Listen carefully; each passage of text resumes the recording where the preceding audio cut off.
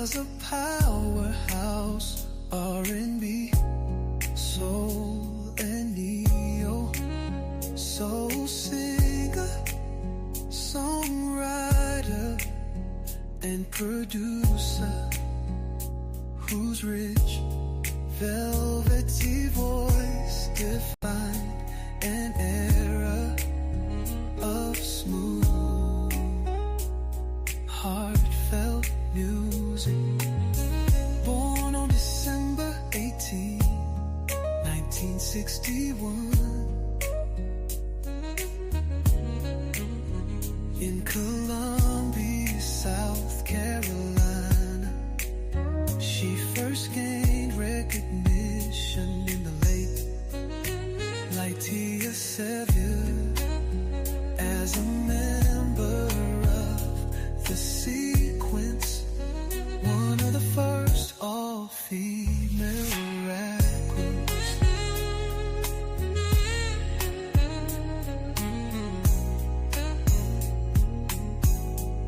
She later transitioned into R&B, making waves with albums like Black 99 and Mahogany Soul, which featured classics like No More Rain and Blue the Blue.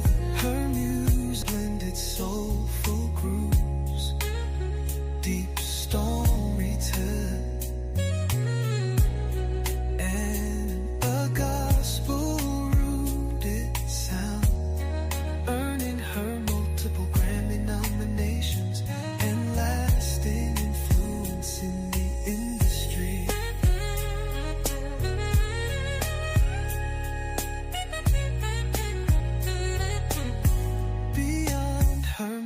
Stone was also an actress and songwriter, collaborating with icons like D'Angelo, Alicia Keys, and Lenny Kravitz.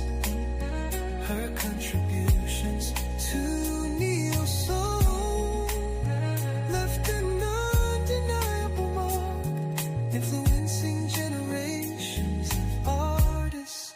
Quiet Storm FM, Angie Stone, rest in heaven.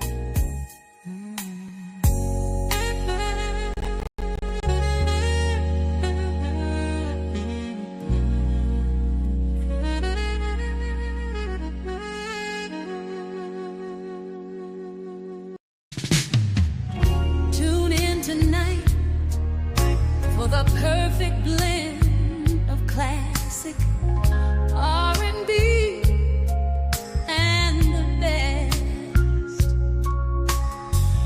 Smooth grooves on Quiet Storm FM.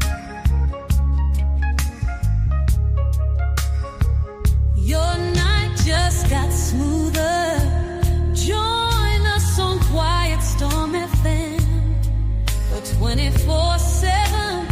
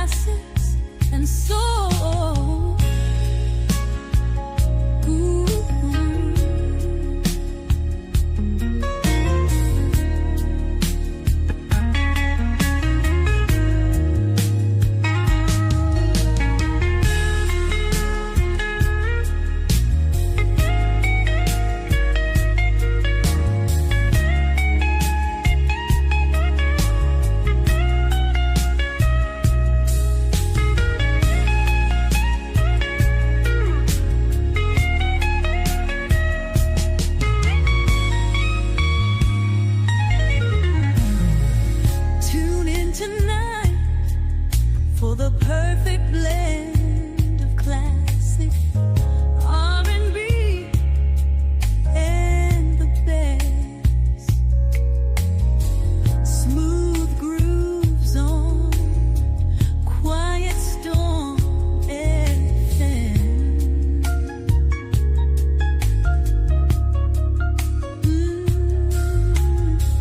Your night just got smoother. Join us on Quiet Storm FM for 24/7 slow jams, classics, and soul.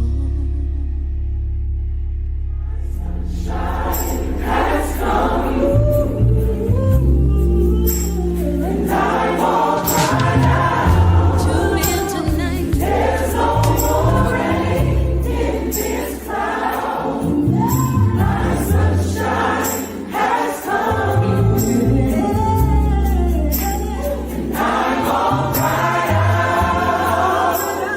There's no more rain in this cloud. A huge thing. Shout out to my daughter, Lady Diamond, to Swayville Twain, to Sacred Sound, to Ashton Evans. I mean, all the people that are in my immediate circle, to Cornerstone Management, a new management company that is holding me down. I thank you guys from the bottom of my heart. For Miss Juanita Wynn, for Paxton, Stone Paxton, wherever you are, for Sal Benton.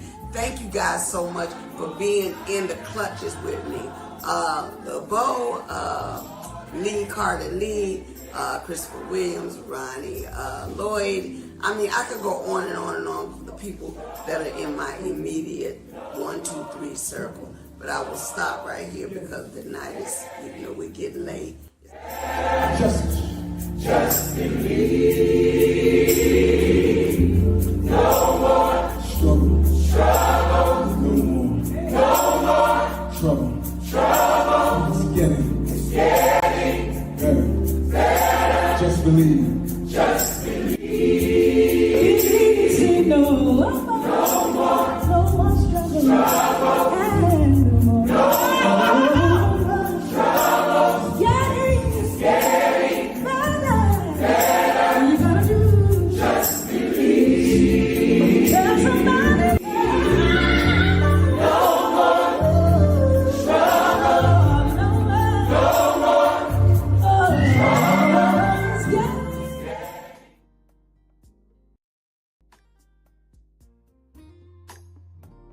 Like to say hello, everybody. Hello. And welcome to today's broadcast. I appreciate you for joining us. I want to say hello to Kifa, Matt Hatab, Jada Moon, Betty Bowden, Pamela Robinson, Ingrid Fuller, Tarsha 901, Bam 200, Jacqueline Whitaker, Maddie Arnold, Shot Towns Reactions. We thank you so very much for tuning in. And listen, we're going to get right into it today. Going to pick up from where I was yesterday. It's so important that I get you to understand exactly what is taking place and why did it all just suddenly just shut down. The information stream has come to a virtual halt.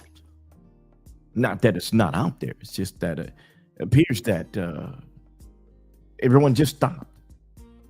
And I can't allow that to happen. So yesterday, I made a comment, and I want to do a small redaction. And I said that Michael and them were out of the house. And I don't believe that's accurately correct. I think Michael is still in the house. But I haven't confirmed it yet. I've been told that he is, but I haven't qualified that yet. So I'm going to say that he is in the house until I know different than that, because I was just today told that he is in the house. So I'm going to let it go at that. But I have no confirmation as to if he is. So, but I'm going to do this for a safe redaction, just in case. Now, yesterday, I brought up information about royalties. And the reason I brought up the information about royalties is because, as you saw in the introduction that Angie Stone was part of, she gave a shout out to Sacred Sound. She gave a shout out to Fasal Benford. But she did not give a shout out to one particular person, the coder. She didn't shout out Chester Wilkins. And I'm wondering why she didn't do that. I have my suspicion as to why she didn't do that, but I am quite sure that this may be the reason. And the reason is because Lethal Carter brought Chester Wilkins to the table. He brought Chester Wilkins, the coder, to Angie Stone to help her recover her royalties. In midst of him bringing Chester Wilkins to the table to help recover the royalties, at the same time, Shana is inside the house with Angie Stone, right? So time goes by. Chester's given some money, and now Shana Shell, 3 days before Angie passes away, she signs up and gets her notary public to notarize documents. And then she gets her certification to notarize documents. She then proceeds to file the paperwork for Michael as him being the executor of the estate. In the paperwork that she prepared and filed to the probate court was notarized by her. As you're going to see, we're going to go back all over this here so you can completely get caught up and brought back up to date on what's happening with this situation. Now, I said a few months back that her doing that was conflict of interest. Why? It's because, as you heard in the video, Angie Stone called out her company for working with her, Sacred Sound.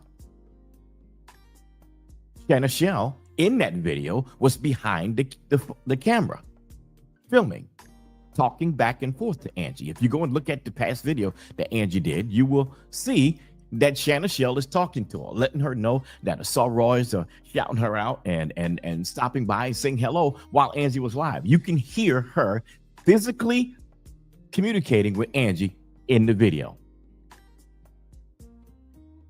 Now, Shana Shell also forwarded the money that was paid partially to Chester Wilkins for services of recovering the IRC codes.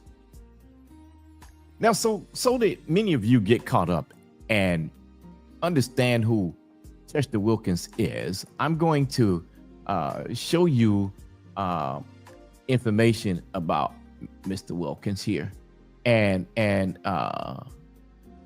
let you see information here that will help you come to an understanding more and more about this situation.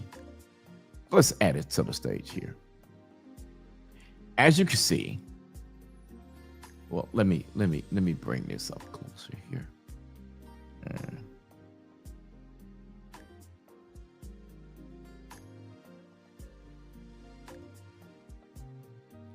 So as you can see, Chester Wilkins is noted as an ISRC UPC manager. A ISRC UPC manager is a person that accepts and administers ISRC codes, which are used to track royalties of artists. So if you say upload music to DistroKid or Apple or anywhere, you're gonna get yourself an ISRC code so that your music can be tracked, so that they have a way of paying you. And the UPC code is also added to it so that it can catch everywhere the song is distributed and or sold. So Chester Wilkins is an ISRC UPC expert, offering not only allocation services of the codes, but a 5-point service plan. ISRC codes, distribution services, consulting, merchandising, and royalties assistance for artists, record labels, and distributors through his Iowa-based company, Link Media. Okay, now let's talk about that for a second. Let's talk about Link Media. Why is it that if you know that tracking ISRC codes is pretty much free service, why did you need to charge almost $45,000 to Angie Stone to help her recover royalties? Because if someone would have advised, she could have gotten another company to do this, and they would have done what is called an accounting forensic exam of the companies that owe royalties to Angie Stone and collect them. I'm going to say that again. They would have done that, an accounting forensics report of the companies owing royalties to find out when, what, and where, and whom was paid for her royalties. Okay. So now, lastly, in the video that I played for you in the open, she mentions another name. She says Vasal Benford. Stone Paston also mentions Vasal. Now, let me introduce you to Vasal Benford.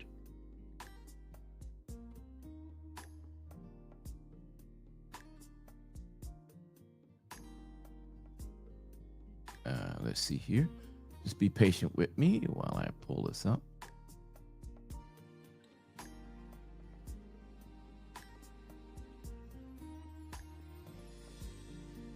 Here we go. All right. So as I have it on screen, I'm going to add it up here. Let's bring this closer. Okay. So this is Vasal Benford.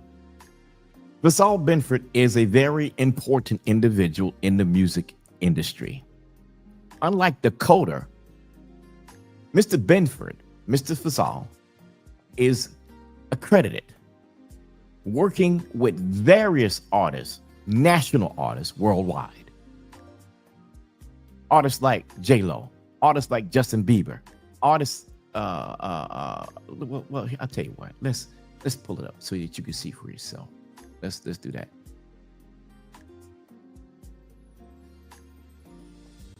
Vasal Benford III is a 2025 Grammy Award-winning American music producer, record executive, film producer, entertainment mogul.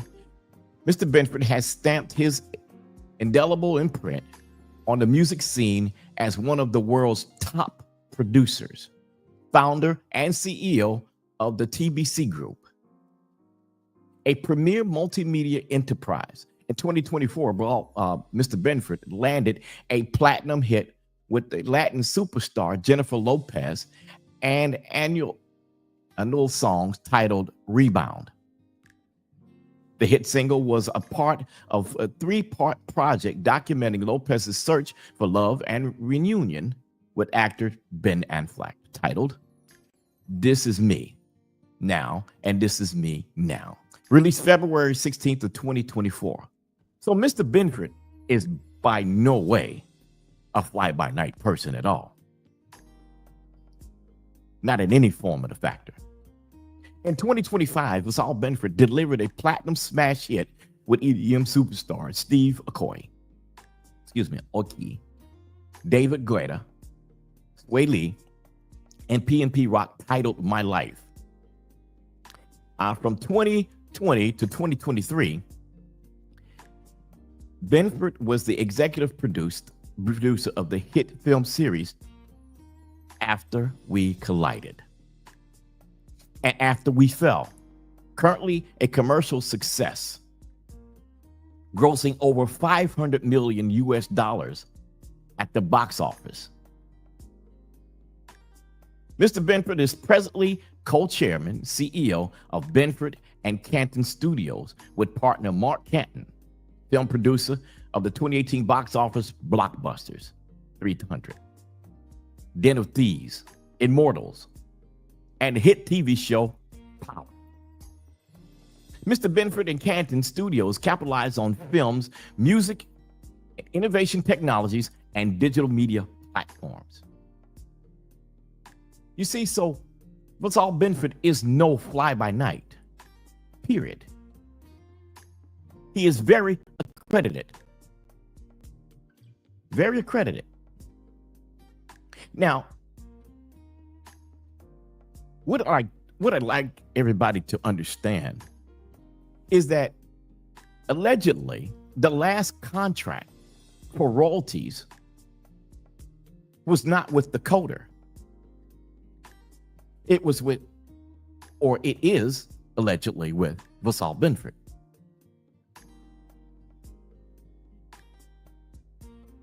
And so, that being said, with his credibility and his other sources, as well as being the procurer of the B.B. King estate,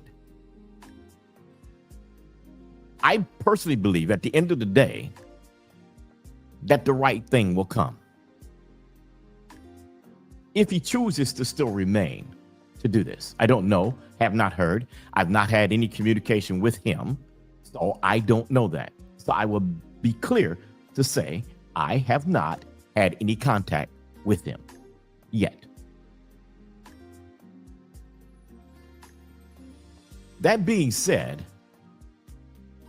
that leads us to the three blind mice, the three crooked mice. Lethal Carter, Chester Wilkins, and Shana Shell. Yes, Shana Shell.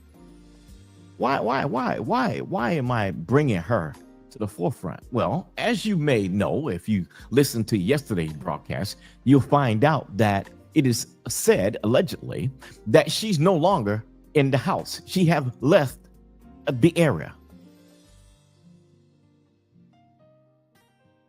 Gone. Kaput. Bye-bye. Tweety-twee. In the wind. There no more. Why not? Why not? Because in the beginning of this, I told you that she's going to get herself to the point to where I believe, allegedly, that she will collect enough money to move and leave, thus leaving the family to pick up the pieces on their own, because she wanted control, and as much control as she could get.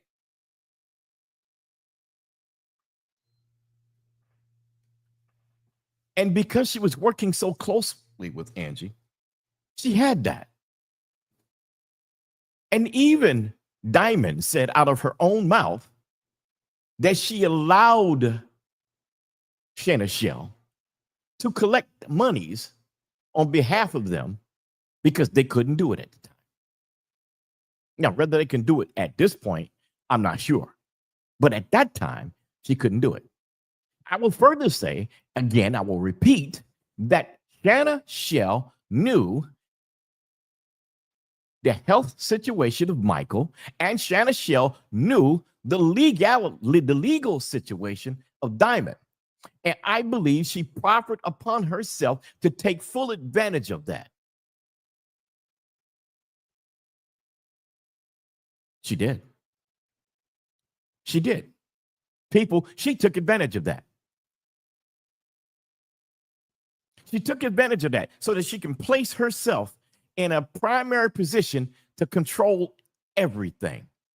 She wanted Sacred Sound to take over the estate of Angie Stone. That's what she wanted.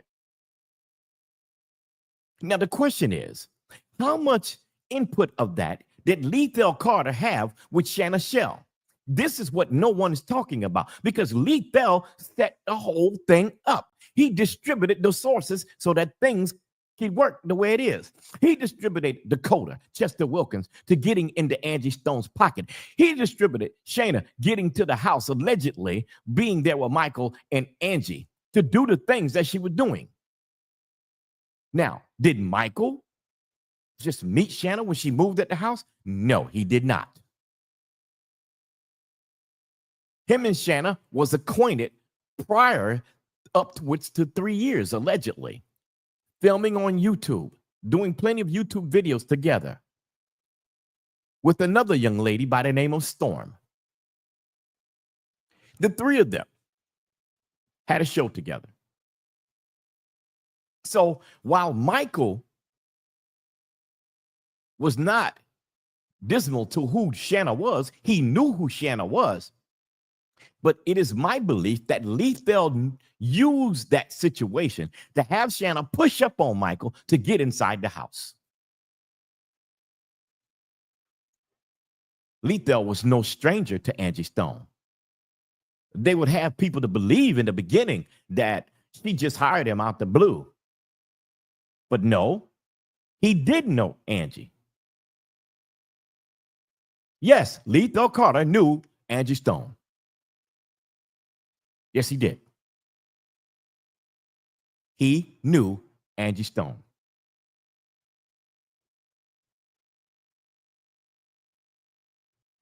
He knew it. He knew her. And just as well as he knew her, he knew that she was going through financial situations, and he knew she was having health issues, and he knew that she was waiting on a kidney, and he knew Sheila Hopkins was there to provide that for her. She stayed in the house with her to be a part of that process.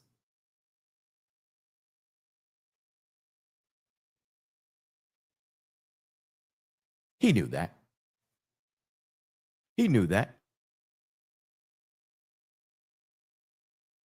Question is, why take advantage of that?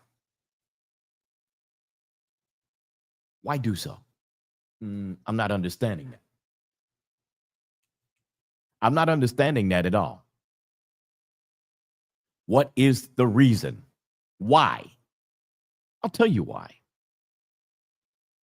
Someone was looking for a bag besides Angie Stone. Lethal, you were looking for a bag. Shana, you were looking for a bag. You were looking for a bag for Sacred Sound. So you positioned yourself right there so you could be there.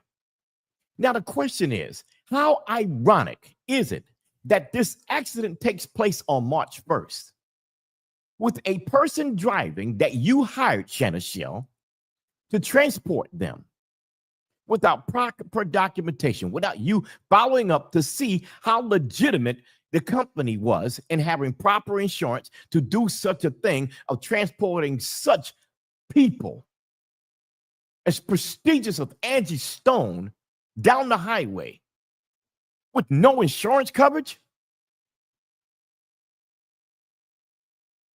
And when I say no insurance coverage, I mean commercial insurance. There was no commercial insurance on that van. That van was insured by a company called Liberty Mutual. I called Liberty Mutual. Matter of fact, let me do this here. Let me do this. Let me bring the receipts. Let me bring the receipt. Let me bring the receipt. Let's not talk about it. Let's be about it here, sir. Let's be about it. Let's be about it. Here you go. Was this policy number put on like a police report? It was. Okay. What was the name of the guard that would have been our driver? Lethal Carter. Liefeld. Carter. Tartcher? No. Charlie, Alpha, Randolph, Tango, Echo, Romeo. And it was Liefeld was the first name? Yes, Leethel. Okay, so I'm going to ask you to hold for just a moment for me, because what I'm going to do is I'm going to reach out to the personal lines department, and I'm going to see if they pull that policy and if that matches and whatnot, and then I can bring you in there and you can go from there with them. Okay, so give me just a moment. Okay. Thank you so much. You're so welcome. One moment. Okay, thank you for being so patient. So I have Luke on the line, and he was able to pull this up. He actually found there is a claim already started. So he's going to talk to you and go ahead and give you some information. Okay, so I appreciate you being patient. Thank you. You're welcome. Have a good rest of your day. All right. Thanks, Luke. Bye. Now you see. Hello, Dave. Hold on a second. For Here. Liberty Mutual, I hear that you were trying to find, call into. So you hear the insurance company letting me know. The first caller that answered the first person that answered the phone was the commercial division of Liberty Mutual. Because if the van was properly insured, the commercial person would have been able to release the information. However, because it was not commercially insured, he had to send it to Mr. Luke, who was in charge of taking care of the claims for personal coverage. You see? Now, how did I know the insurance company was Liberty Mutual and what the policy number was? I'm going to show you that. I'm going to show you that information. Give me 1 second to get it for you here. Computer's working a little bit slow. So let's see. Matter of fact, let's see if I can just do it by bringing the document directly up.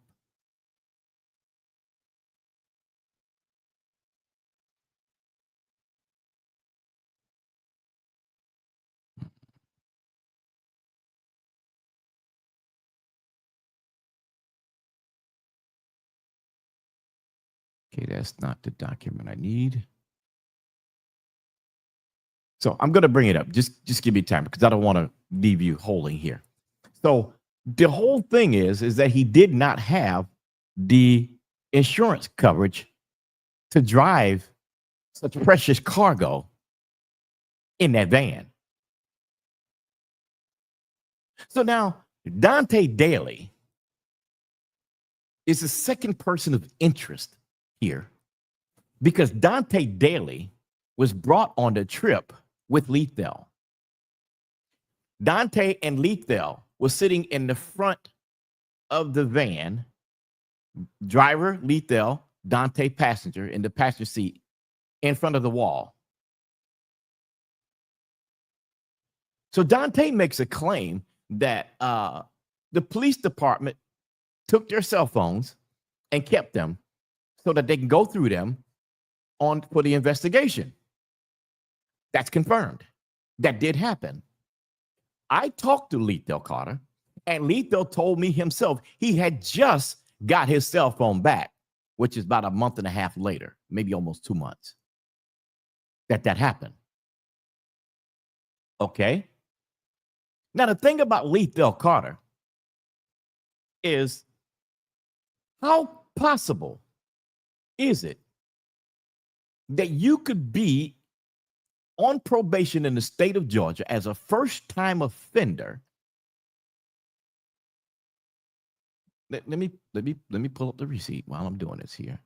As a first-time offender,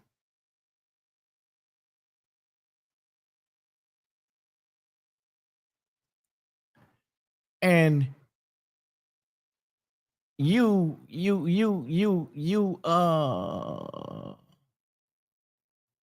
have a criminal history. On the screen, you see Mr. Lethal Carter. But guess what the name is? Lethal Randolph, the name he was born by. Lethal Randolph.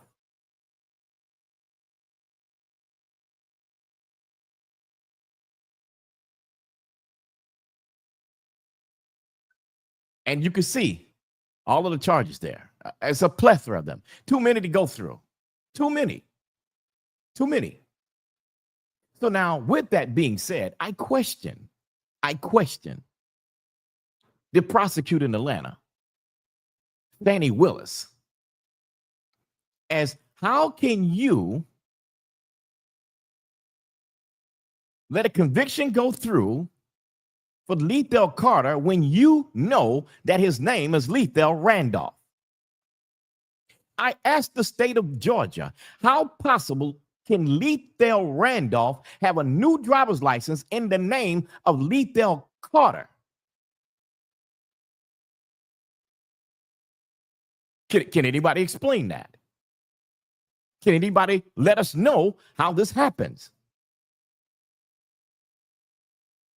Because if these things would have been taken care of correctly in the beginning, maybe, just maybe, Angie Stone would still be with us today. Just maybe he would not have been able to conveniently have an accident that will bring her demise. Just maybe.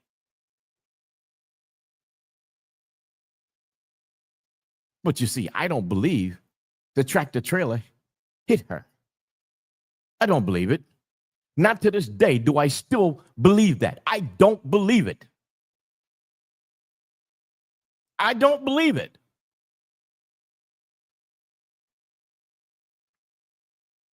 Pillsbury name has not come up in any paperwork yet. Why not? Why not? You see, for this lawsuit that's filed by the six, I'm going to call them the six,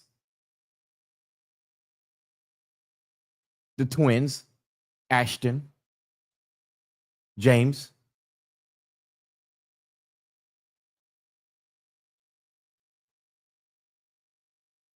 no Dante. In fact, till this date, as we speak, there is no lawsuit filed in the court by Dante suing the owners of that van. Dante Daly told me out of his own mouth during an interview that Lethal Carter donated $10,000 to him. I have that in recording.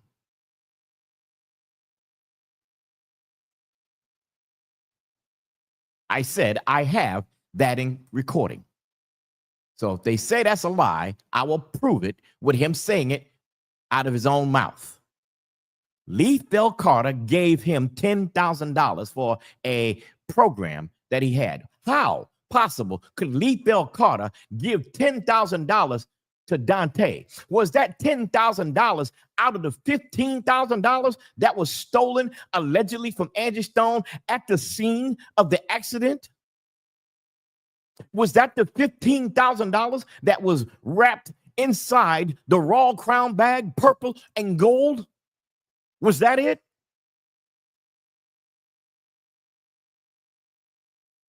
I'd like to know. Inquiring minds want to know. What is it, sir? We need answers to these things.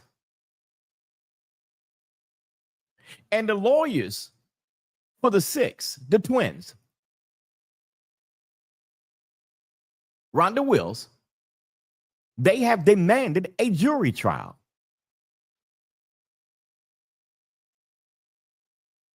So if they want a jury trial, watch this now. Watch what's going to happen here. Watch this. Watch this. They're going to go into the phase, if the court allows to move forward, of getting depositions. That means they will have to depose Shana Shell. They would need to depose what's the girl name again? Lord have mercy. Little Twinkie. They're going to have to depose her. And they're going to need to depose everybody that was in the van. Now, here's the anonymous thing to me. And I say anonymous because we don't know. Why is it that those that have filed suit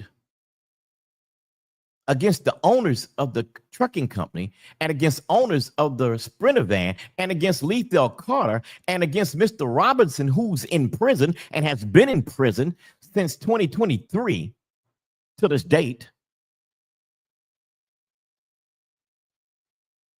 And they are still, or have allegedly, done an event together on stage with Diamond.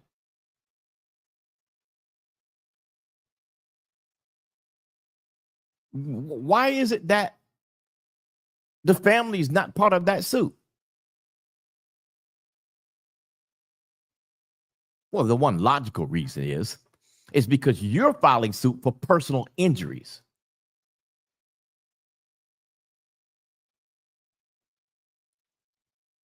And the family would file a suit in reference to wrongful death. But yet, to this day, there's not been a case filed yet. I wonder why. Why is that?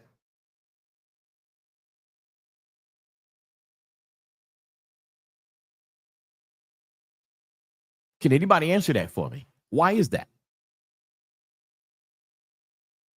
Why is it that there's not a wrongful death case filed yet when the twins couldn't even wait until Angie was buried to file their lawsuit? Make that make sense. To date, Sheila Hopkins has not filed a lawsuit. I do know that her, Diamond, Shana, and Michael did talk to an attorney. I verified that with attorney Octavius Weems, who confirmed that information, that they did go to another lawyer.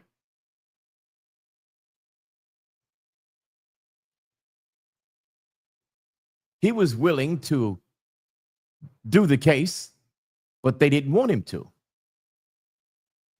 Shana Shell did not want Octavius Weems to be involved with the case.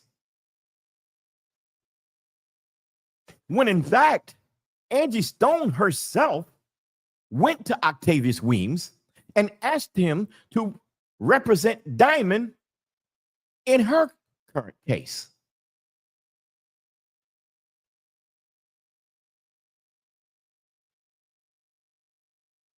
But then he backed off of it so that there wouldn't be a conflict of interest.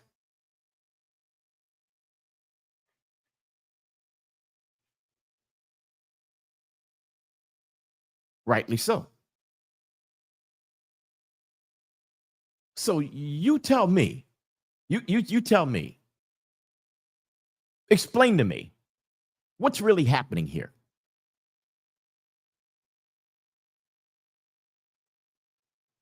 I'm going to paint a picture in a few days that I believe allegedly will show you clear-cut, unadulterated fact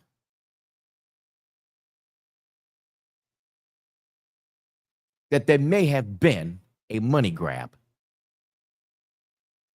planned from the very beginning.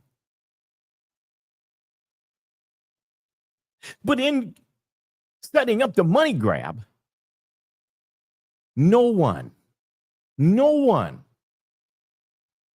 could have thought that the demise of Angie Stone would have taken place.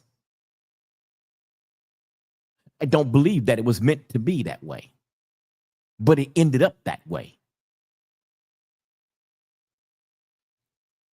Lethal has been involved with several movie stunts. He is acclaimed as a good driver for movies.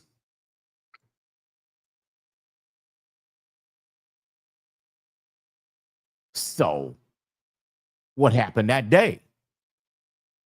I pretty much explained it for you on March 3rd. I said on March 3rd that when you pulled off of the road to the left side of the median at a high speed, when you jerk back to get back on the road, that lip of asphalt from the grass back to the highway, that little edge of asphalt was enough to cause that front right wheel to cause that van to flip.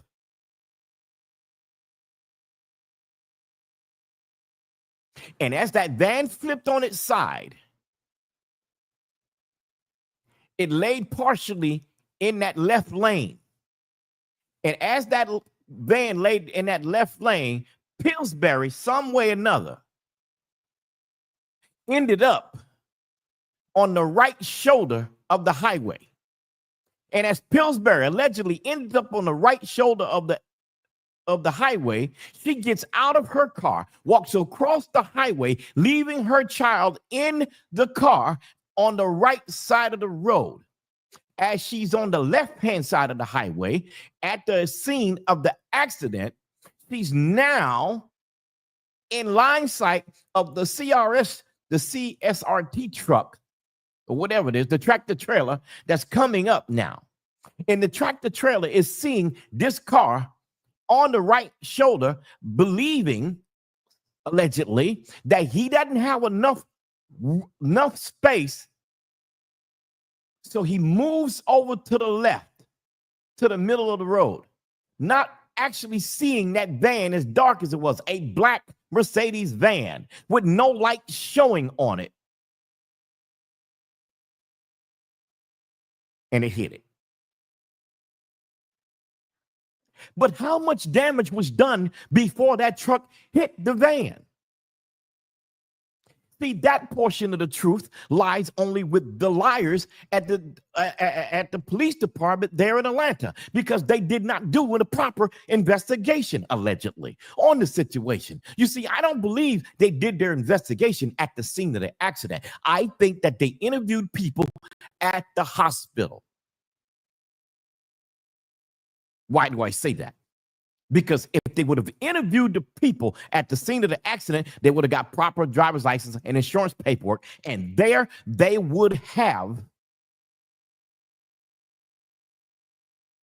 done a check. But the only person that was at the scene of the accident was the truck driver. Jared Wilkins was the only person left at the scene. The only one. The only one. How could this be? Why is this to be? The nerve of them to do two different accident reports. The first one with the Mercedes Sprinter van that said no fatalities. The second report that lists the tractor trailer with fatality 1. But here's the thing. There was no highway patrol on the scene to say what happened. You can't tell me that you were there on the scene to see what happened. If so, give us an extended report that says that you were on the scene and you seen what happened.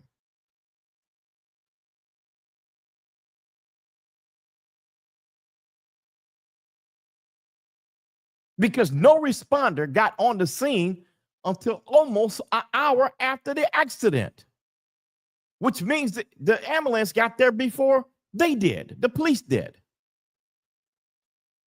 as well as a doctor out of the community. Yes, there was a physician on the scene. And they were transported by private ambulance.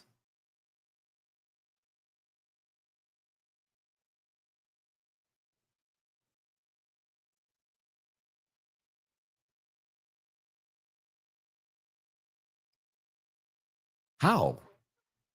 How is this possible?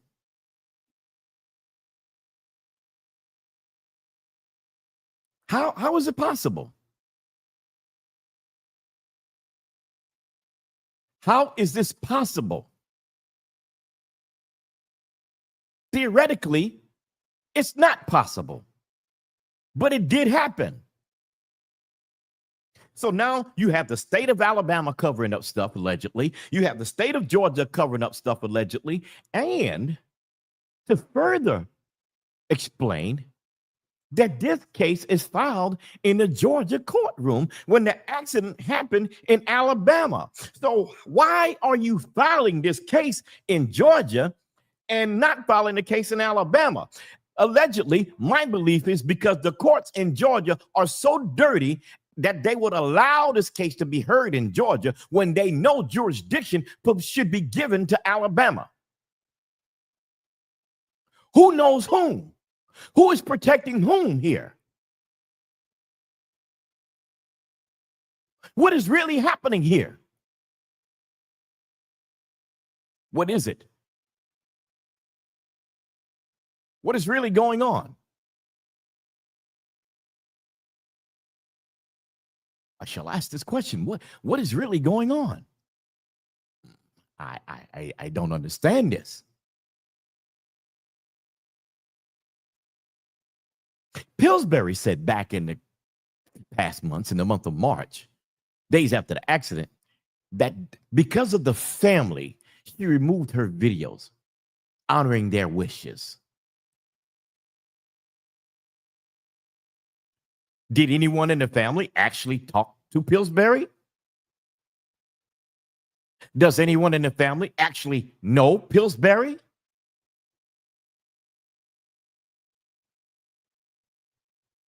Pillsbury and Lethal are from the same hometown in Louisiana. How ironic could that be? And who was the additional female that visited Lethal at the hospital while he was there? And Diamond Stone said out of her own mouth, that Lethal could not even look at her. Why is that?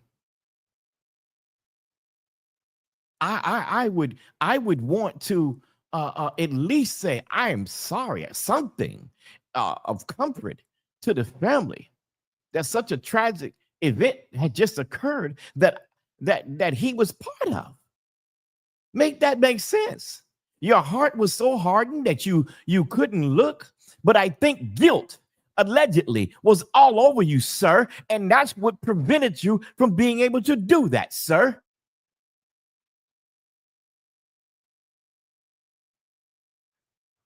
Let's get back to the bag.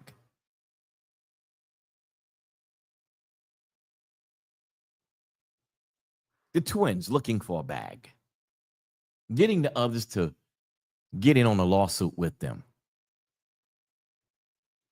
You're suing Elite Transportation Services and Lethal Carter in the trucking company. For what?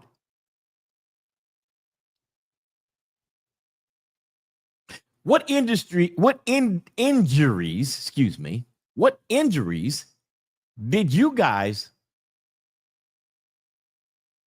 get in lieu of the tractor trailer hitting you?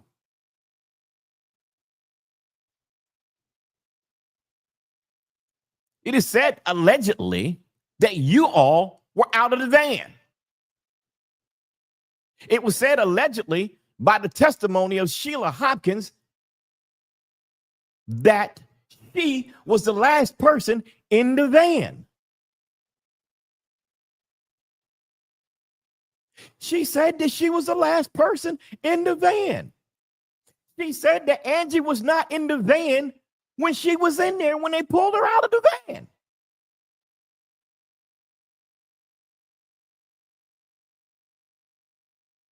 She said this. Sheila Hopkins said it out of her own mouth. So if Sheila can say that she was the last person in the van when y'all pulled her out,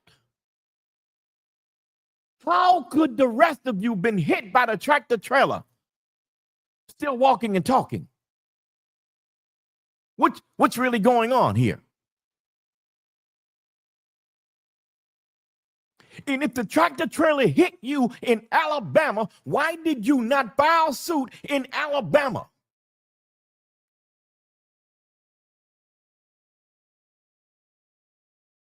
I'll tell you why. Because allegedly in the state of Georgia, it's ran by a cabal. A judicial system full of crooks. A judicial system that has been proven in the public to have serious issues. A judicial system that one can simply not trust. A judicial system that allowed Lethal Carter to be out under a whole different name, get a license in a whole different name, be a first-time offender in a whole different name when they know that's not the case. So you want us to believe that there is going to be a legitimate trial for personal injury in the state of Georgia? Do you really want us to believe that? Then you get a heavy hitter, Rhonda Wills, who, by the way, had to file a motion of a writ of prohibition to the courts in order to practice in the court in the state of Georgia. See, if you're a lawyer in a whole other state, you just can't come to another state without reciprocity and just practice in that courtroom. The judge won't allow it because you're not a member of the bar in that state, nor are you a practicing attorney in their court. So you have to file what is called a writ of prohibition in order to get permission to practice in the courts. And when you file that motion of writ of prohibition, what happens then is that you team up with another lawyer who's local in the community, and that lawyer will vouch for you to practice along with them to handle the case.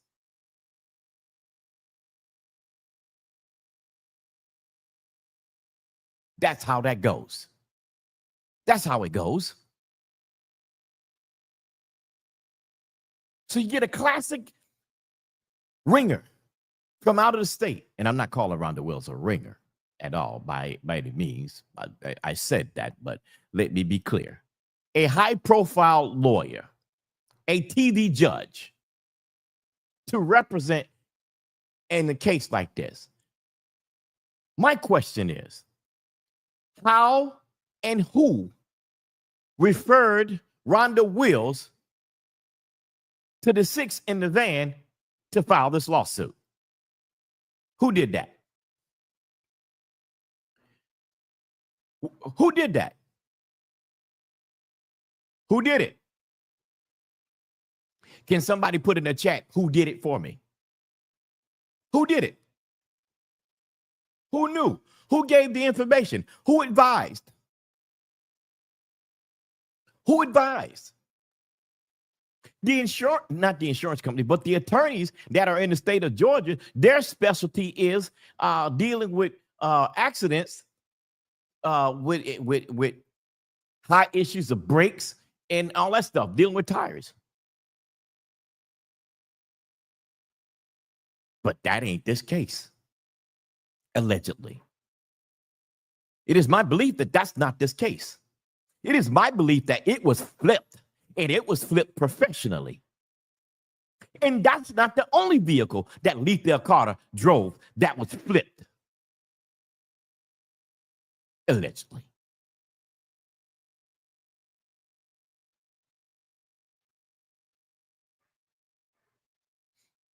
See, we can talk about the flaws in the police reports, the accident reports from Alabama.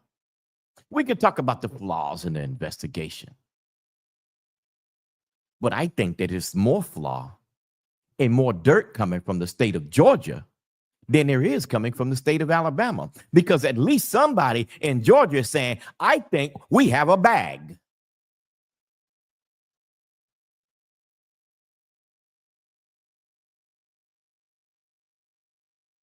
Does Fannie Willis' office have the capacity, allegedly, to take money? Does Fannie Willis's office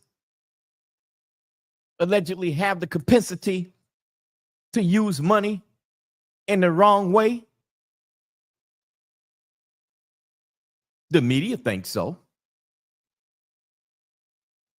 The media has shown so nationwide. That is the modus operandi. So what's to say that Lethal Carter is not teamed up with Team Willis, Fanny,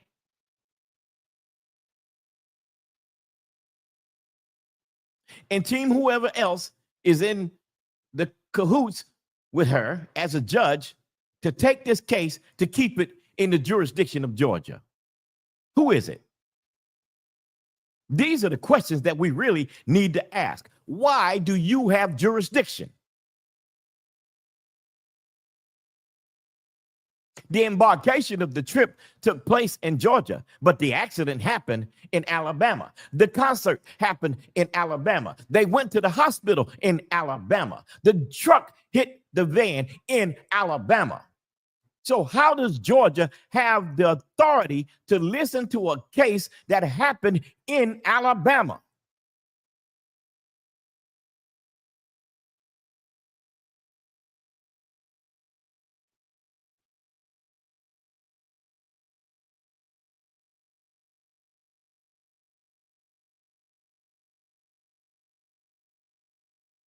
Lethal, even you are known to hide assets, my friend. When you last went to prison, sir, records show that your house was put in your ex-wife's name.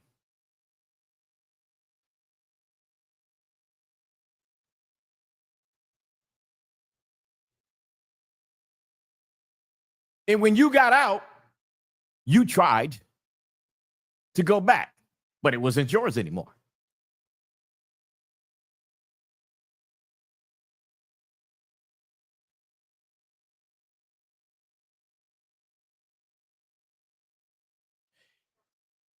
You put pressure on women to do things that you want. Lethal, you are known in the industry to be a person to provide the party, to be the person to say, I took pictures with such and such, such and such, such and such, such and such. You created corporations that pretend to be like major corporations in media with names and the likeness thereof, but no business thereof. You have that. You had that. Because you are painting the narrative that you are an industry contact, when in fact you are an industry pimp. You are an industry thug. You are an industry bully. You are an industry abuser. Physically and metaphysically, sir. That's what you are. And now is the time for people to see exactly that, because in deposition, it's going to come out. It's going to come out. It's going to come out. And if you're listening to this broadcast and you didn't have it in mind, you need to make it a part of your mind. Do a deposition and follow through on all of the information. Follow through on how many lawsuits that Mr. Carter have been part of that the corporations have closed suddenly afterwards because they got paid. They settled out. He's used to doing this. This is his profession. Besides distributing rugs. Add the D on it. This is what you're used to. Allegedly. Although there's the court records to back it up.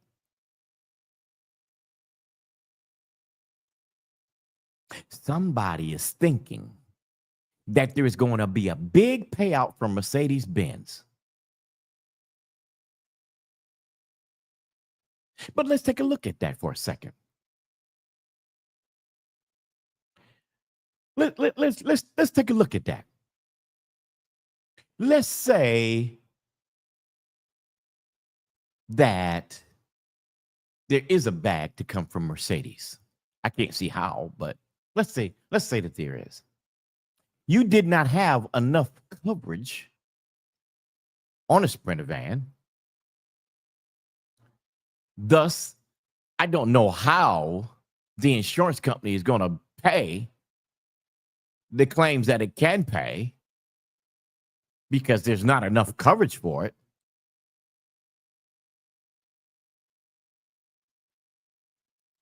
So the only logical thought in my thinking is that you could settle up from maybe 5 million or so that you could get from Mercedes-Benz. Wow. How convenient that van, Lethal, didn't have any black box information. How convenient is that?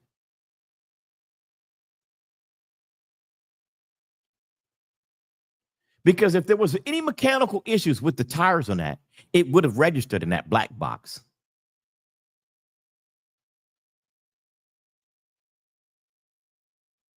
It would have been. It would have started recording in the instant matter up to 10 minutes after and up to 10 minutes before.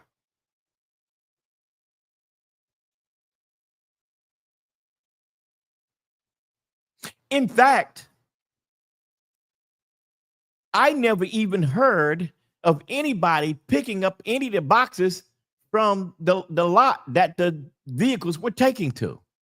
I never heard of such thing. Never heard anybody mention it. Why is that? Why is that? How is that possible? How is that possible?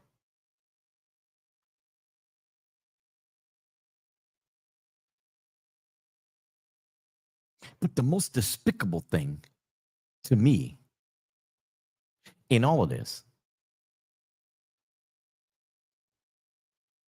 is the trauma that Sheila Hopkins must be living. Because on Michael's birthday,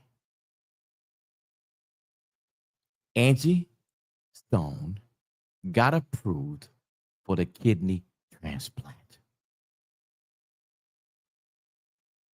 They were celebrating. And Sheila was on the road beside her so that she could be next to her. So if anything happened, she was there. She was living in the house with Angie up until the days of going to the concert, getting prepared so that they would be ready to do the transplant when the time was come to do so.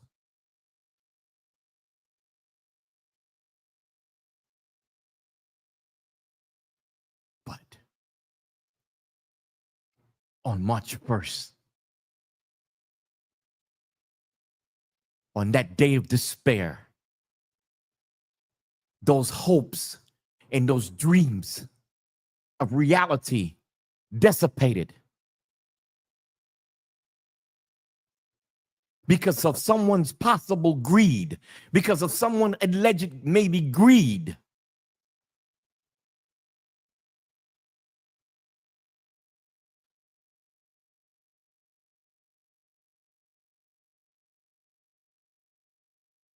Angie was looking good. She stood up doing that show.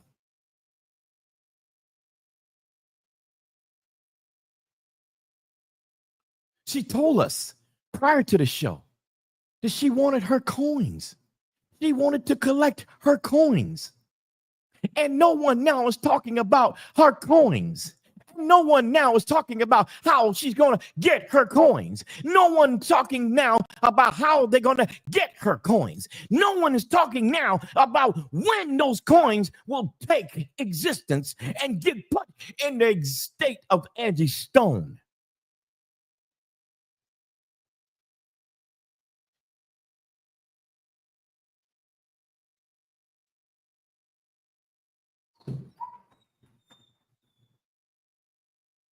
I'm not saying that all don't care. Let me make that clear.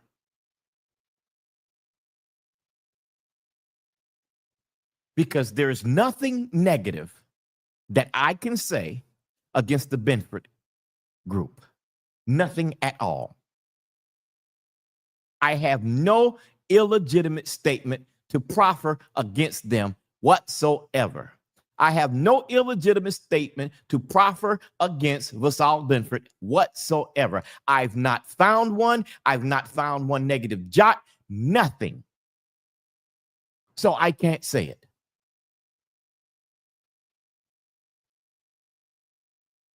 But how ironic is it that on the side of Lethal Carter, Shana Shells, and Chester Wilkins, the coder, we can say that. How ironic is that? How ironic is it that we can legally and legitimately say that, Chester, you took the money and you didn't do a damn thing. You acquired information, but you rendered no money. Shana knew exactly what you acquired because you gave her access to seeing what was acquired. Yes, Shana Shell had access to the coder's back door so that she could see the files and see what was coming in. I know this factually. I was told this factually. I seen it factually.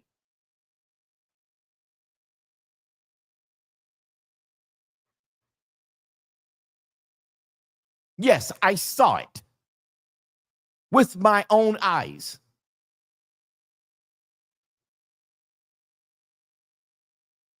So now, Shana having information to the back door, if she has not been cut off, I don't know if she's been cut off, but if she hasn't been cut off, then she still has information. And I am sure she screenshotted at some point enough of that data that she has it without even having to go back on the screen. So what is it that Sacred Sound is going to do in the back door to try to keep them from legitimately collecting money that they should be getting?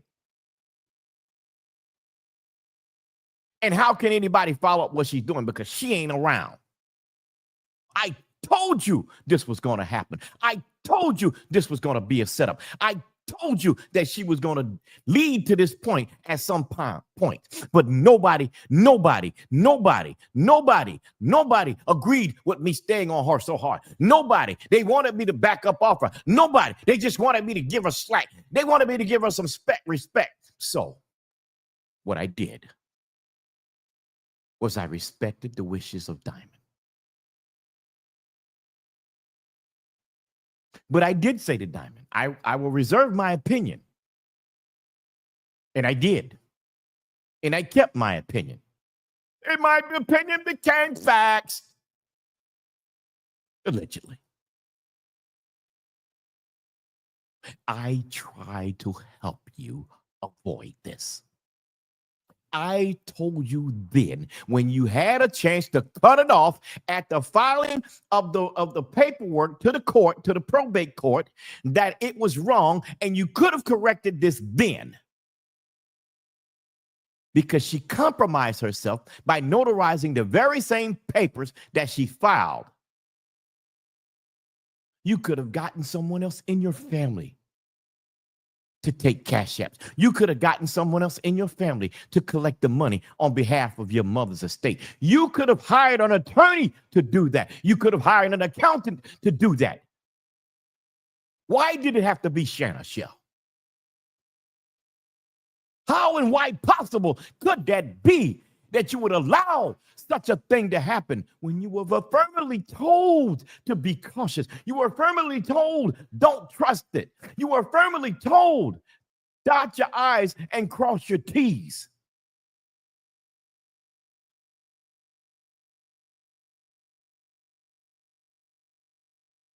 All news ain't bad news. And not all bad news is good news for bad use.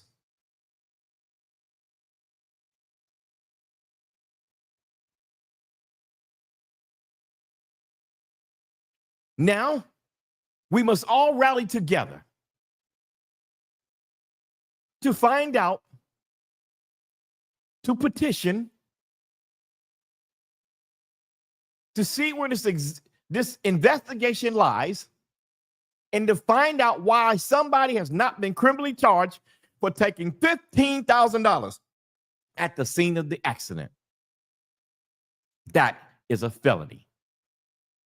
That should be investigated by the FBI because it happened on federal highway. Why is it not? Why? Why? Can somebody put why in the chat for me, please? Please put why. If you support what I say, please put why. Why? Why is it not? What's the problem?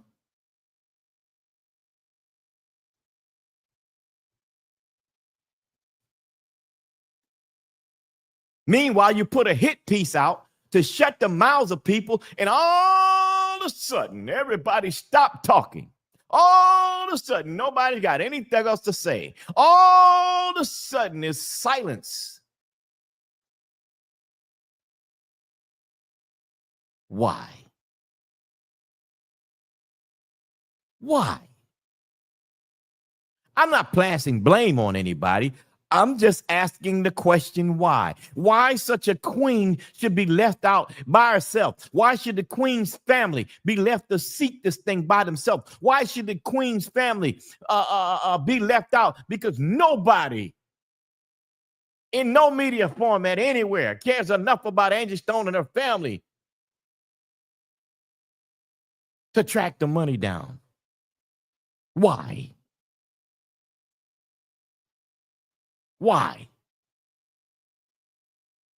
You mean tell me that you would have so much disgust in your heart to just not open your eyes to look beyond something, to see facts that may be released so that you can get some semblance of the truth to say, you know what? We cannot let this happen this way, that we got to do something. Otherwise, you never honored what you heard Angie say. I want my coins. You would never honor what Angie asked. I'm asking for help. You would never honor what she did, providing you with entertainment, making you happy in the times that you were down, and the times that you were happy, and the times you were partying, and the times that you were crying, to make you pleased by her music.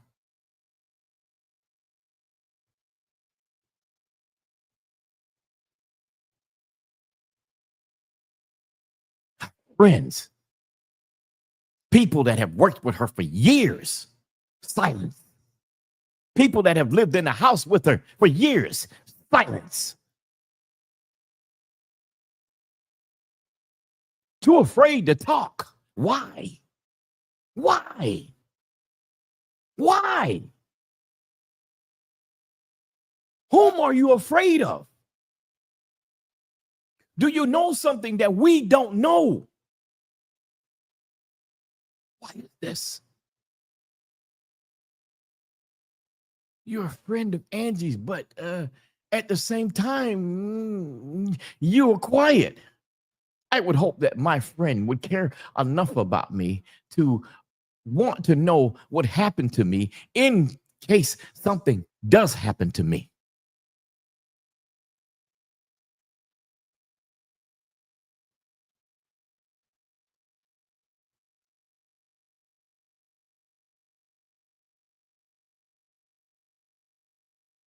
But I'm not worried about any of that.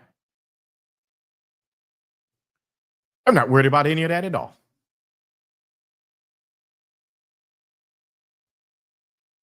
Period. Because somebody has to put in the work, and somebody has to do the job. And I am going to do that job. This is the Lethal Carter sector. That's what this is. This is the Lethal Carter sector.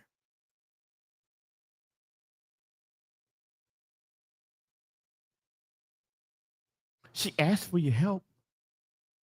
She gave you a hint to what was going on. Let's hear it from her own mouth.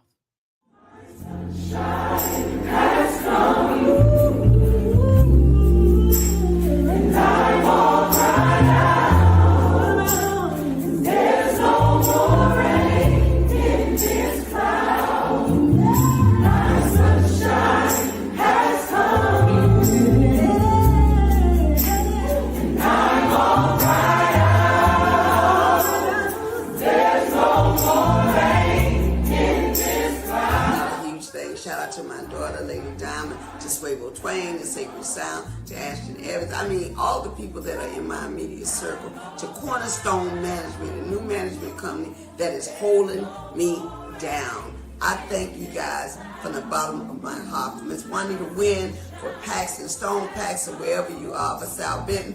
Thank you guys so much for being in the clutches with me.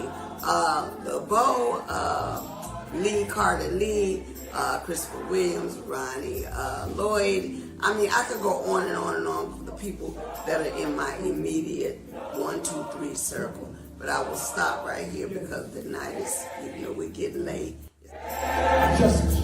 Just believe. You were told. You see, she called the names out. Did you hear her call the names out?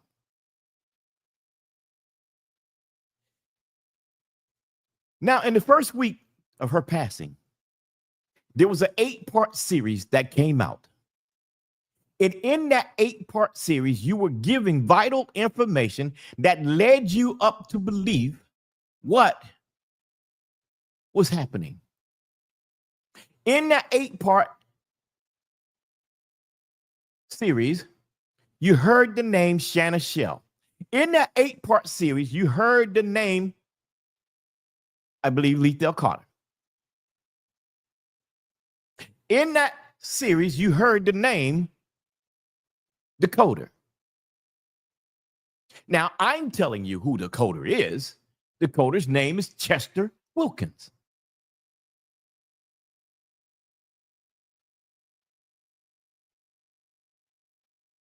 So now,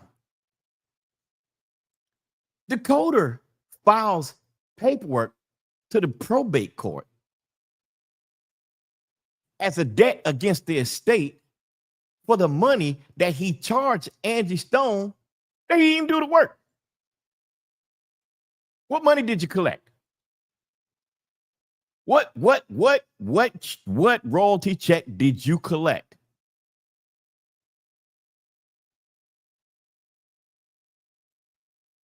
Present it to me. If you collected a royalty check, present it to me. Chester Wilkins, present it to me. Please present it to me. You know how to reach me. You have my number. Present it. Show it. Not the list of what her royalties are. We can get that. Anybody can get that. If you know how to look up ISRC codes, you can get that information. Show us.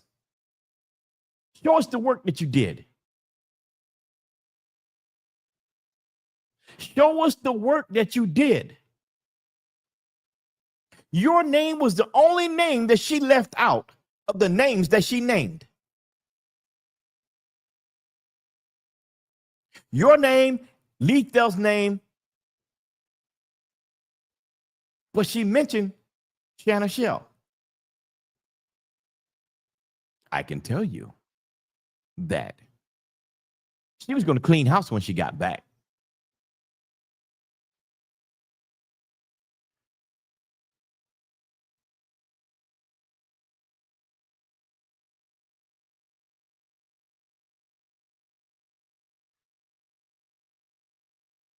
She was going to clean house. She was going to clean it up. She was going to say she was going to do like the Williams Brothers song said, sweep around your own front door before you try to sweep around mine. Sweep around your own front door before you try to sweep around mine. That's right. She was going to clean it up.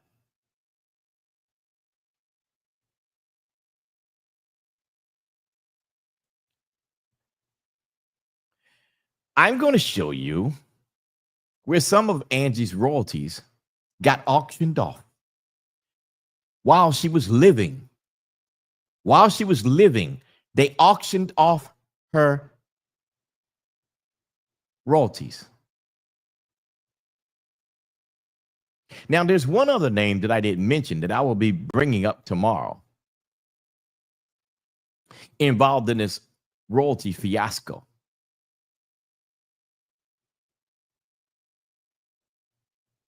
Because is the royalties part of why this happened? I don't think so. Allegedly, I'm going to stand on facts. Well, stand on statement, excuse me, not facts, statement, allegedly, that this was a stage accident gone wrong. I ain't taking that back.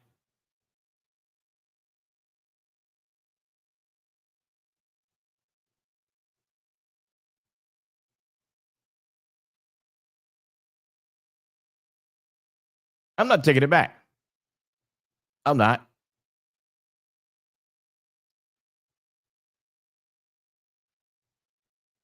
You know, how many people are really afraid of Lethal Carter? A lot. I can't tell you the countless amount of people that I talk to from the Atlanta area that are afraid of that man. And it's not alleged. I cannot tell you the amount of people, women and men, they don't want any part of it because they know his cronies will come after them.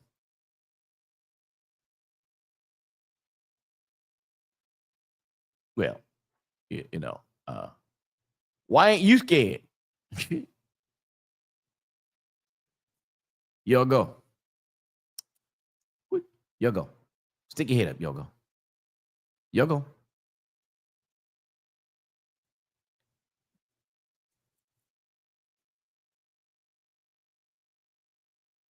Come if you want to.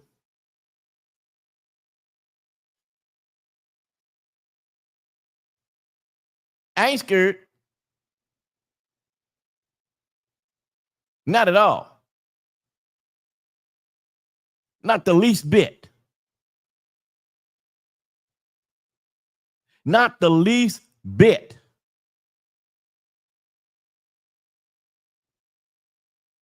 Ain't got nothing to worry about, nothing to hide from. Period. Period. No matter what's said, I've got nothing to hide from. And I'm sure not hiding from you, Lethal. Period. Ain't gonna do it. Can't do it. Won't do it. Let's see if I can bring something else up for you here.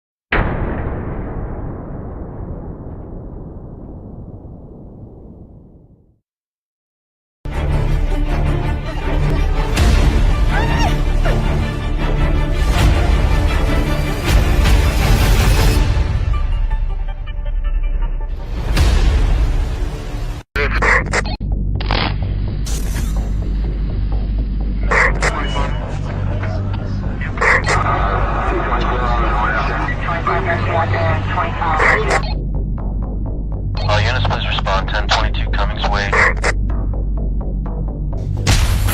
So pretty. He's so smart. Agent Faulkner, stand down. Agent Faulkner, stand down. That damn Shana. Or is it Shana Von Shay? Tell me. Which one are you today?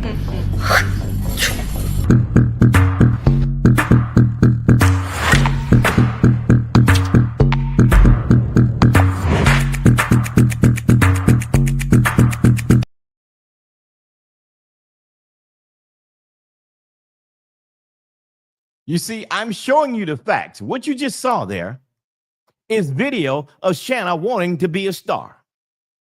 What you just saw right there is her aspirations of being in the movie business, her aspirations of being a recording artist, her aspirations of being a star, being a mogul, her aspirations of having her company in charge of doing the same thing that Mr. Benford companies do. But she's not on that level. She's not out of the hood level yet.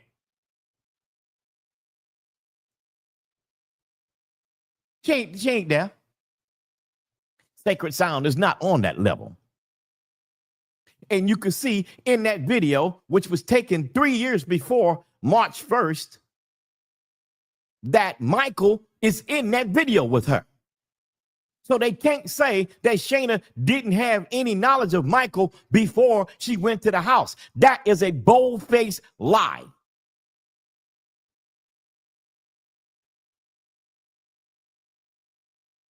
How ironic is it that Lethal, you, sir, can have a corporation named the same as Shana, Sacred Sound 2, when Shana's corporation is Sacred Sound? How is it? Because you planned, sir, allegedly, to get rid of her, to take over everything. I think that was your plan. And once people caught on to you, sir, you dismantled the corporation. Why did you do so? Why? What was the true reason of that, sir? How ironic is it that Shana is on a corporation and that corporation has a mortuary where they cremate, a crematorium? How and why would you need to be part of a nonprofit with a crematorium? You want to be in the business of cremating bodies, but at the same time, you want to be in the business of the entertainment industry. But to the right, you want to create stars, and on the left, you want to burn them up. What was the plan there? What was the insight there? Don't try me. We got the receipts. We got the corporate paperwork to put it on the screen. We've already got, just all you got to do is look at the past videos. It's there. Everything I'm telling you, look at the past videos. It's all there. It's laid out. It's right there. It is right there. I promise you, you can see it right there. It's there.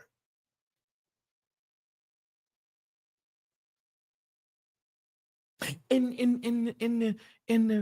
the one semblance of association is, and I don't want this to come out the wrong way. I beg of you, my African brothers and sisters, this is no down to you. Yet I must make this statement very plain and clear. The people that you were in cooperation with were Africans.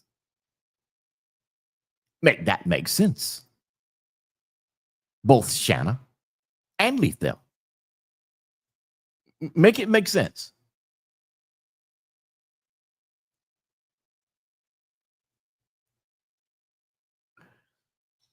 So Lethal, you gone from Atlanta.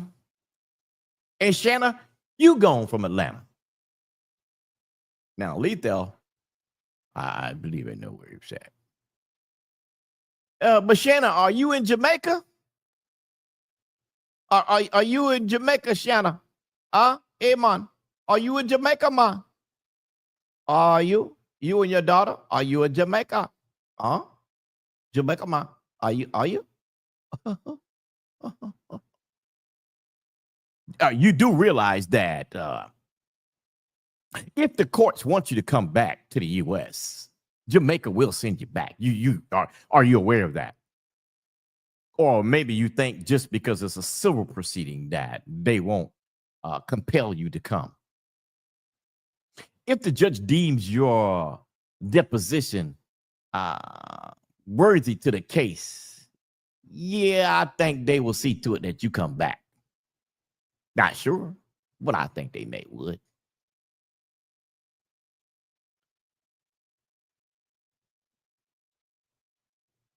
See, because I think under deposition, you have a lot of information, Shanna. You could answer a whole lot of questions, Shanna. You could dot a whole lot of I's, Lethal, and both of you can cross a whole bunch of T's.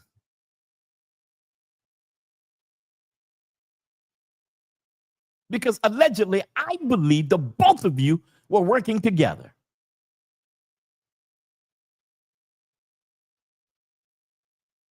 See now, on March 1st, that morning, it was said by them at the hospital that Shanna got to the hospital real fast. How? How possible? How? How possible? Help me. How possible? How possible is this?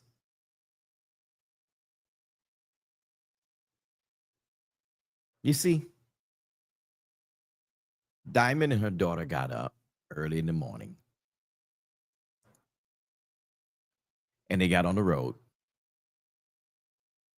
so they could meet with them.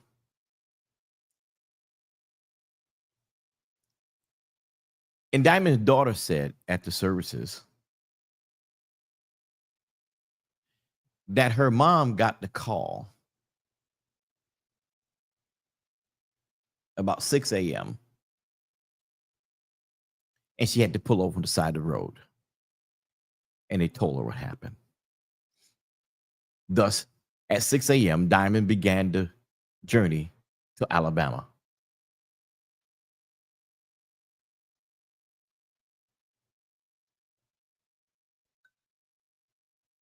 Michael gets the news.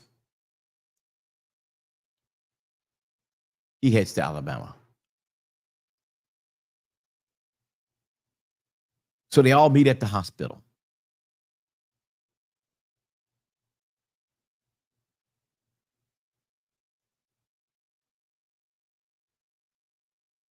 This is what happened. I'm told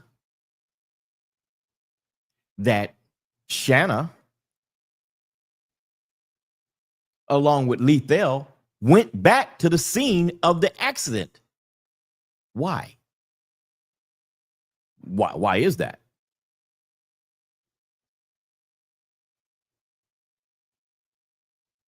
Why is that possible? How and why is that? And why was that necessary? What were you looking for at the scene? Were you looking for a cell phone? Were you looking for that purple Crown Royal bag with that $15,000 in it that maybe Dante Daly got $10,000 of that money donated to him to keep his mouth shut, allegedly? Is that what happened? Why did you give Dante Daly $10,000? And where did you get the $10,000 from, Lethal? To give to Dante. Dante suddenly announces that he's engaged, he's going to get married, and they're having the wedding in Myrtle Beach, South Carolina. He told me that in the interview. $10,000. So you allegedly kept $5,000, gave Dante $10,000 to do what? Keep his mouth closed? I said, I said to Dante, I say, he donated $10,000 to you? For what? For my children's program, we have. And he says, yeah, he donates money all the time. Really? From where?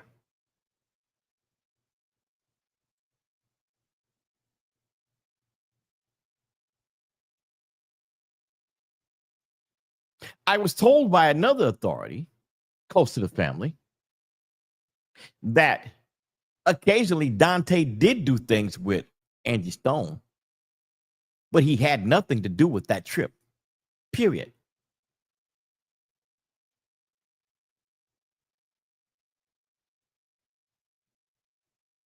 And to qualify that Angie needed that money, that 15,000.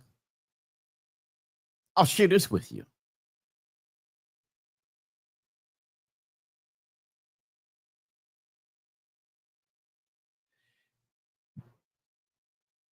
In the court records for the probate court,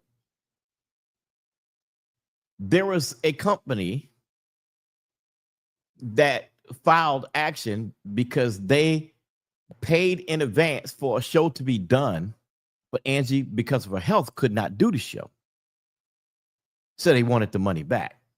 That was part of the money that was reported for the probate court that Shana listed. Shana didn't list the money from Dakota. Dakota had to file that days later.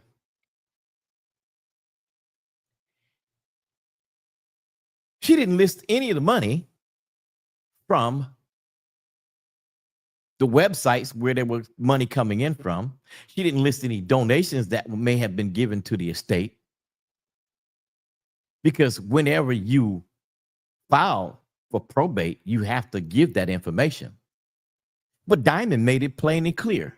It didn't go to the family. The money went to Shana Shell, per Diamond's words.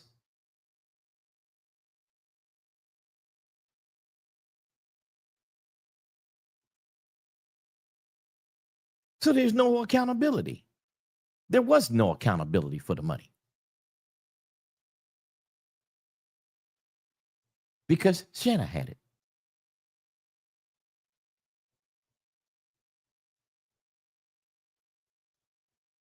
Diamond said they were standing on business. Her words, quote, I quote, we standing on business over here.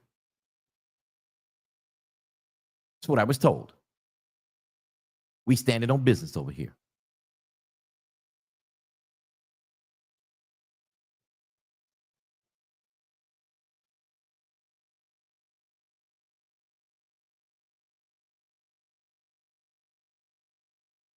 We standing on business. We had boots on the ground. Boots on the ground.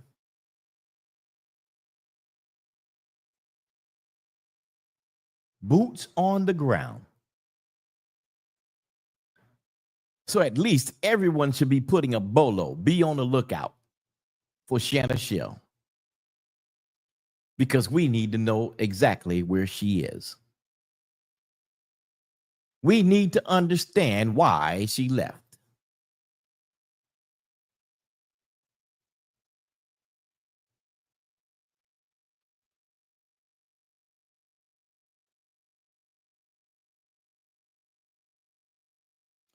Tiffany Williams, I'm going to read your question. It says, who was the group of people walking towards the accident and a female seems like she's receiving help walking?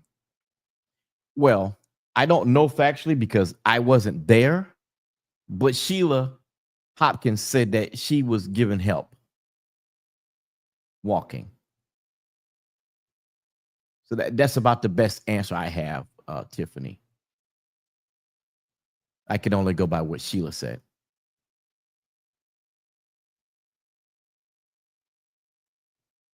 If you go back and listen to Sheila's interview in my archive of videos, you'll see that is there, and she says that. And in fact, if some of you watching have not seen her or heard her statement, just go and listen to it. You can go and catch up and catch up to the point of where I am now and where we're going forward, so you'll know how to follow me. Just go and watch the video because there's a lot of information there. There is the reports, the records of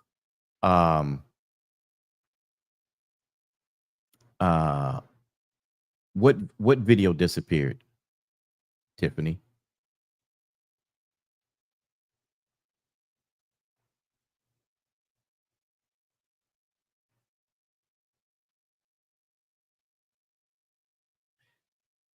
So, so we're gonna cover those things and give you all the new information, especially on the lawsuits. We're gonna do that so that you have all the information. Now, I would be happy to open the forum up to you to come up if you'd like to. I'm going to put a link for you to come in. And if you'd like to share your insight, facts on this situation, I'd like to hear the first testimony. Okay, no, the first one, because there's two videos. So there is another one there, Tiffany. You can come up.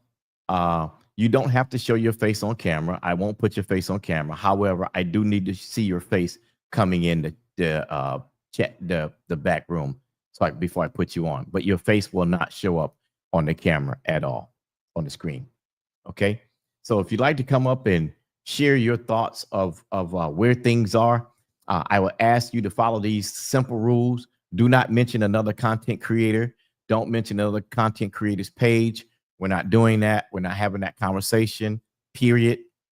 I won't allow it. Let's just talk about the case and the case only. Okay. So if you'd like to come up, hit the link. The link is there for you to hit. Come on in, come on in, come on in. I'll wait a few minutes and give you an opportunity. And let's see what happened. While you're doing that, I am going to play another video for you. Which one is it?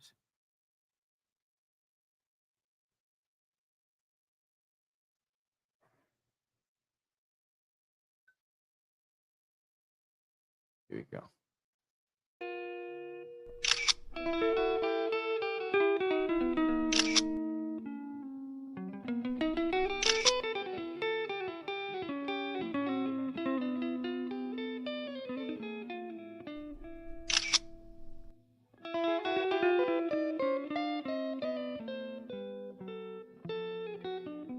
How'd you get involved in the game, and how do you meet someone like him? Talk a little bit about that, Lee.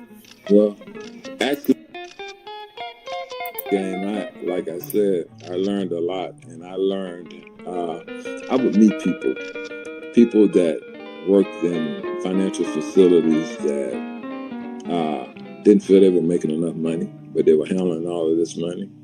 So, we devised a plan that able me sometimes to pull up to the drive-in window 3 times a week, and so I actually made that a business. I put on a suit and a tie, and I'll pull up, and then if they say they need me to pull up again that day, then I'll go put on some overalls and a hard hat, and I'll pull up in a pickup truck.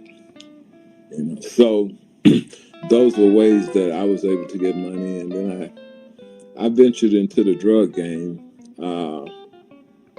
and it was good. It wasn't as dangerous as it is today, and I made a lot of money, Out of Lethal Carter's own mouth. Out of his own mouth. He just told you what his profession was. When he said, pull up to the window, allegedly, he's talking about the bank window. And at that bank window, the teller would then drop him off cash. And allegedly, they would split the money because they were in it together. So rather than traditionally going in the bank and robbing it, he was pretty much robbing it from the teller because the teller was in on the job. In his own words, he made a profession out of that. In his own words, if he needed to put on a suit, he put on a suit. In his own words, if he needed to put on a hard hat, he put on a hard hat.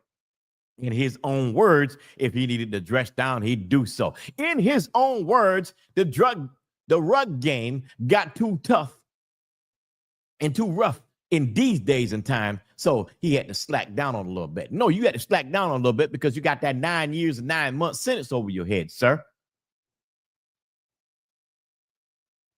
for trafficking. That's why, sir. That's why you backed up off of that, because you ain't scared of nothing, sir. No, not you, not you. No, sir. No, sir. No.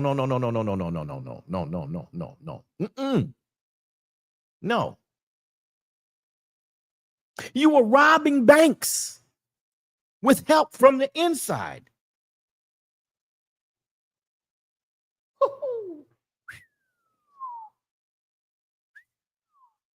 Great Okeechobee. Come on, man. Come on, man. Are you kidding me? You want to hear what he said again? I'm not going to pay attention to what he said again.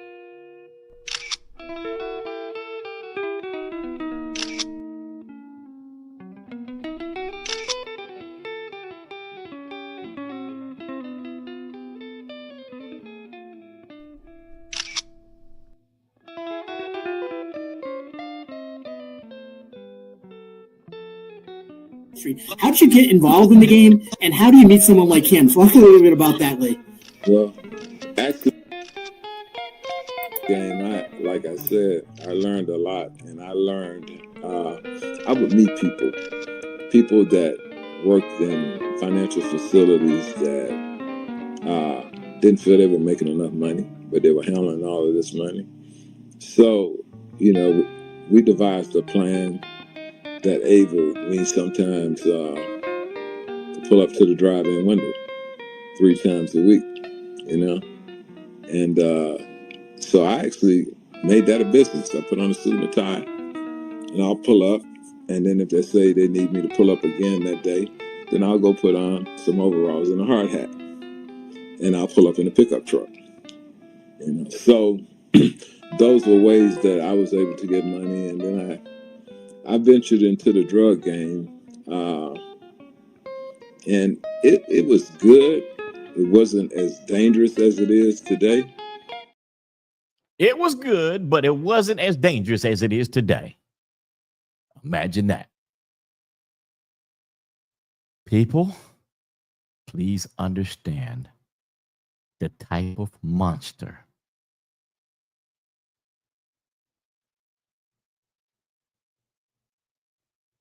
that this man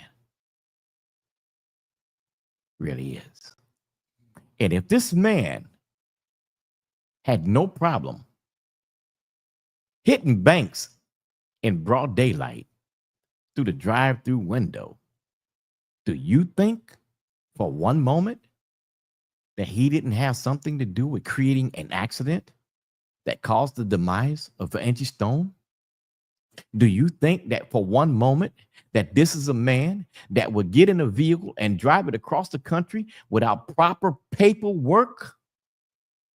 Proper paperwork, insuring that van to make sure that at least the family would have been able to be redeemed for the loss of their loved one? Is this the character of a man that was looking for anything outside of monetary gain in a bag for himself? Does it look like that? Does it look like that at all?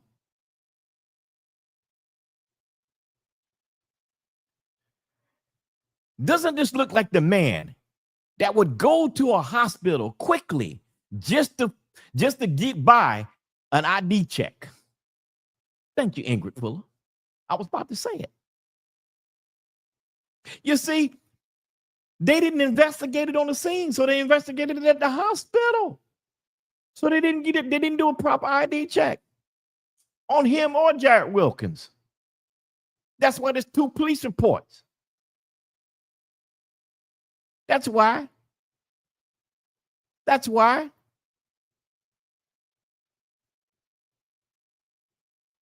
That's why. That's why.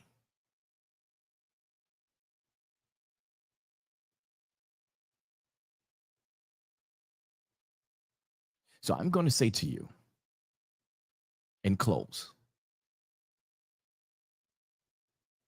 that if you love Angie Stone, and if you care about the legacy of Angie Stone, let's do everything that we can to get proper notification, proper recognition, and proper jurisdiction of help for her. In her last days, she was doing the rounds on social media, telling us that she was concerned, telling us that she wanted her coins, and thanking the few of them that was truly on her team. There are absolute people that were close to her, that worked closely with her, that are hurting. Juanita Wynn, Sheila Hopkins, maybe even Ashton. They worked closely with her. They were with her closely.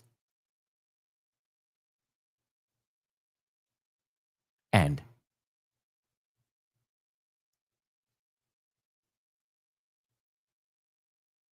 they're afraid to speak. They want to speak, but they're afraid to. There were members that were working with Angie Stone for years, that was in the house with Angie Stone, that's no longer there. No communication whatsoever with them. Why? These were people that dedicated their lives to assisting her. These were people that dedicated their lives to being part of the dream of Angie Stone. And they were committed to it. Yet they get treated any kind of way. So in that, I say to you, think on the information that I gave you. Ponder hard on it. Think in your mind, what kind of deposition would different ones give in telling the story of what really happened on March 1st? And until tomorrow, I'll tell you the rest of the story.